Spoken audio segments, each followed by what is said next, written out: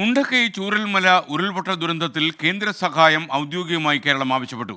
കേന്ദ്രത്തിന് സംസ്ഥാനം ആദ്യ നിവേദനവും കൊടുത്തു. 900 കോടി രൂപയുടെ സഹായം ആദ്യഘട്ടത്തിൽ നൽകണമെന്നാണ് സംസ്ഥാന സർക്കാരിൻ്റെ ആവശ്യം. വി എ ഗിരീഷ് ചേരുന്നു തിരുവനന്തപുരത്ത് നിന്ന് വിശദാംശങ്ങളുമായി. പറയൂ ഗിരീഷ്, വിവരങ്ങൾ.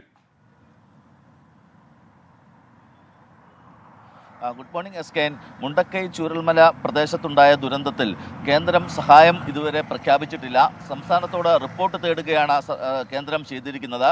ഈ ഒരു ഘട്ടത്തിലാണ് സംസ്ഥാനം ഔദ്യോഗികമായി ഇപ്പോൾ കേന്ദ്രത്തോട് സഹായം ആവശ്യപ്പെട്ടിരിക്കുന്നത്. കഴിഞ്ഞ ദിവസം ചേർന്ന യോഗത്തിൻ്റെ അടിസ്ഥാനത്തിൽ 900 കോടി രൂപ ആദ്യഘട്ടത്തിൽ വേണം എന്നുള്ളതാണ് സംസ്ഥാനത്തിൻ്റെ ആവശ്യം.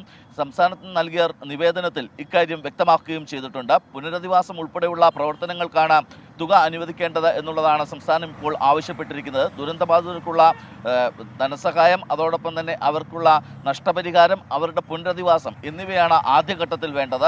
അതുകൊണ്ട് തന്നെ ആദ്യഘട്ടത്തിൽ 900 കോടി രൂപ അനുവദിക്കണം. രണ്ടാം ഘട്ടത്തിലേക്ക് അവരുടെ ഉപജീവനത്തിനുള്ള മാർഗങ്ങൾ അവർക്ക് തിരികെ നൽകുക എന്നുള്ളതാണ്.